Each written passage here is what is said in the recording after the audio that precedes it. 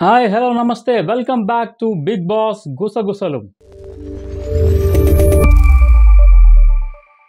ఈరోజు మీకు ఎలిమినేషన్కి సంబంధించి అదిరిపోయే అప్డేట్ ఇస్తాను. వీడియో నచ్చితే లైక్ చేయండి.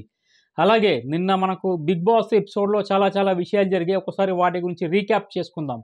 ముందుగా బిగ్ బాస్ హౌస్లో పుక్కట్లా జ్ఞానం ఇస్తున్న అభయ్ గురించి మనం మాట్లాడుకోవాల్సింది.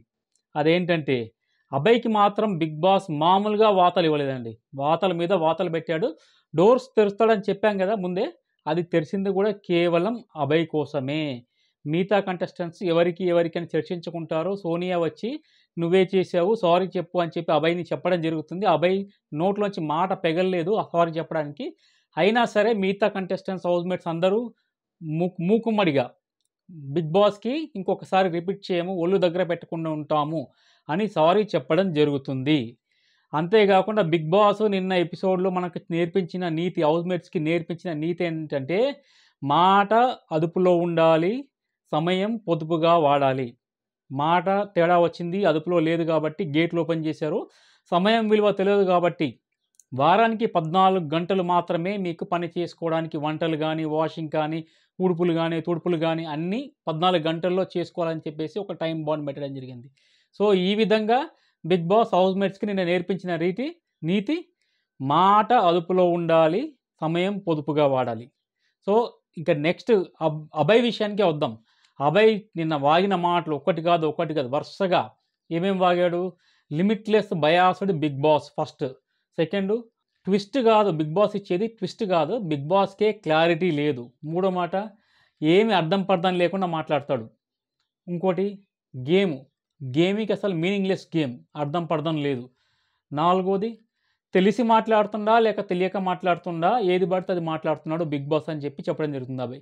ఇవన్నీ నోట్లోంచి వస్తూనే ఉన్నాయి. కాకపోతే ఏమంటాడు, బిగ్ బాస్తో జోకులు కాదు, బిగ్ బాస్ని అపహాస్యం చేయడం కిందకే వస్తుంది.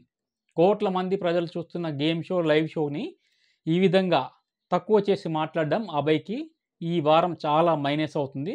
అందుకే అతను ఉన్న పొజిషన్ కూడా చెప్తాను. ఈరోజు మొత్తం 8 మంది కంటెస్టెంట్స్ నామినేషన్స్లో ఉన్నారు. దాంట్లో 3 టాప్ కంటెస్టెంట్స్, 3 లీస్ట్ కంటెస్టెంట్స్ ఎవరనేది నేను చివరిలో చెప్తాను. వీడియో స్కిప్ చేయకుండా చూడండి. నెక్స్ట్ మనం మాట్లాడుకోవాల్సింది మరొక హౌస్మేట్ ఆదిత్య ఓం. మొహమాటస్తుడు, నిదానమే ప్రధానం అన్న సూక్తిని పాటిస్తూ ఉన్నాడు అనుకుంటా హౌస్లో. ఇది ఎందుకు చెప్తున్నానంటే నిన్న హౌస్లో ఒక గ్రూప్ హగ్గింగ్ జరిగింది.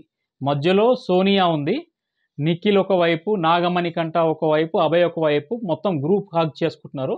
ఈ క్రమంలో అక్కడి నుంచి అటుగా వెళ్తున్న ఆదిత్య ఓం వాళ్ళను హగ్ చేసుకుందామా అన్నట్టు ముందుకు వచ్చాడు. ఒక అడుగు వెనక్కి వేశాడు, మళ్ళీ ముందుకు వేసుకున్నప్పుడు వాళ్ళు డిస్పోజ్ అయిపోయారు. ఈ లోపల అది చూసి ఆదిత్య ఓం పక్క నుంచి వెళ్ళడం జరిగింది. సో ఈ మొహమాట మీరు ఒకసారి హాట్స్టార్లో ఉండుంటే రీక్యాప్ చేసుకొని చూడండి. హగ్ ఇద్దామని వచ్చి అతను వచ్చే స్పీడ్లో చాలా స్లో అయిపోయాడు.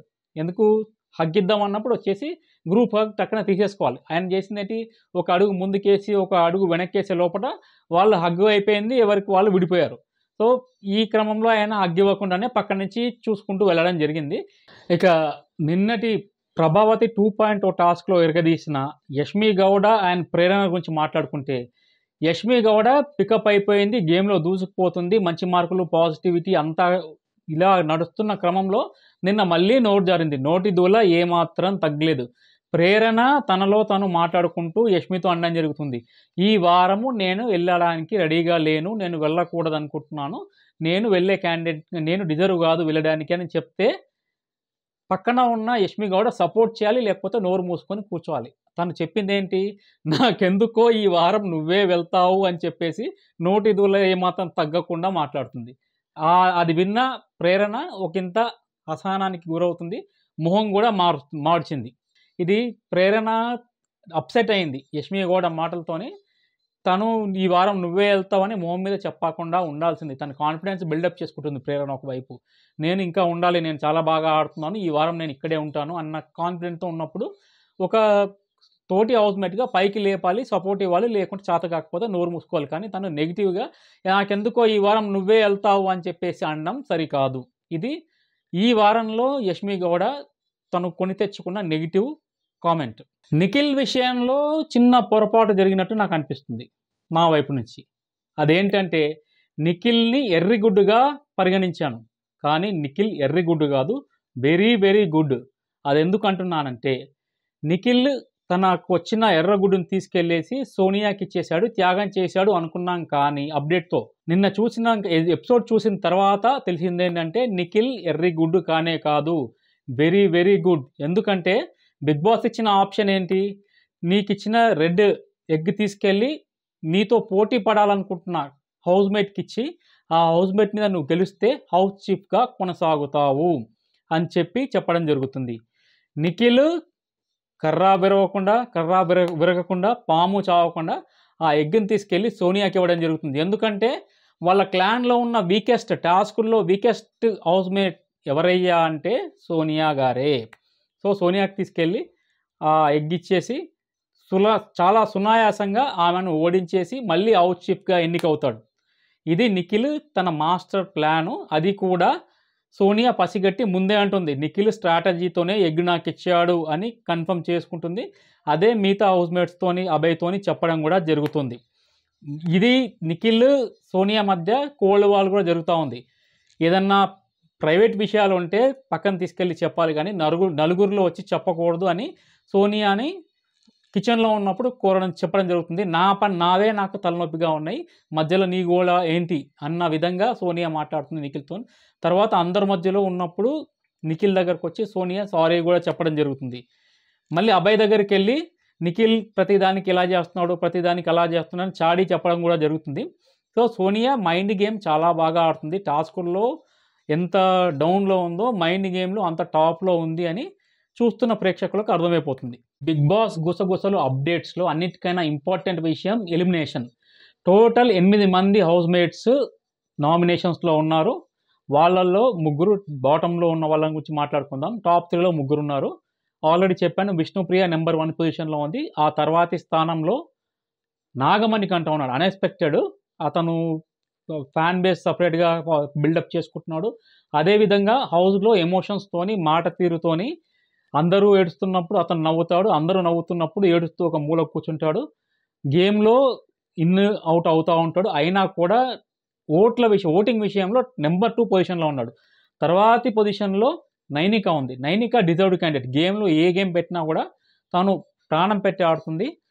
అది ఎంత కష్టమైనా సరే, మగాళ్ళతోనే సరే, తనకన్నా హైట్గా ఉన్న అమ్మాయిలతో అయినా సరే గట్టిగా పోటీ పడుతుంది, పోరాడుతుంది.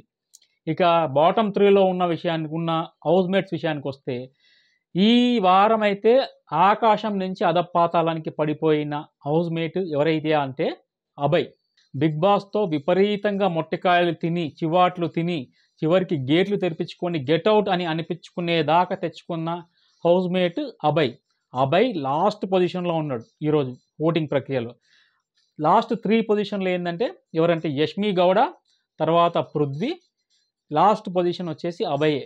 సో యష్మి గౌడ ఈ వారం చాలా బాగా పెర్ఫార్మెన్స్ చేసింది కాబట్టి, నెగిటివ్ పాయింట్స్ కూడా అంత ఎక్కువ లేవు కాబట్టి యష్మి గౌడ సేవ్ అయ్యే ఛాన్సెస్ చాలా ఎక్కువగా ఉన్నాయి. ఎలిమినేషన్ ప్రాసెస్లో మాత్రం చివరి 2 పొజిషన్లో పృథ్వీ అండ్ అభయ్ ఉన్నారు. అభయ్కే ఎక్కువ ఛాన్సెస్. నెగిటివిటీ మూటగట్టుకొని పేలవమైన ఆట తీరుతో క్లాన్ని నడిపించలేకపోయిన అభయ్, బిగ్ బాస్తో చివాట్లు తిన్న అభయ్ ఈ వారం ఎలిమినేషన్ అయ్యే ఛాన్సెస్ 200% ఉన్నాయి. ఈ అప్డేట్ కూడా మీకు త్వరలో ఇస్తాను.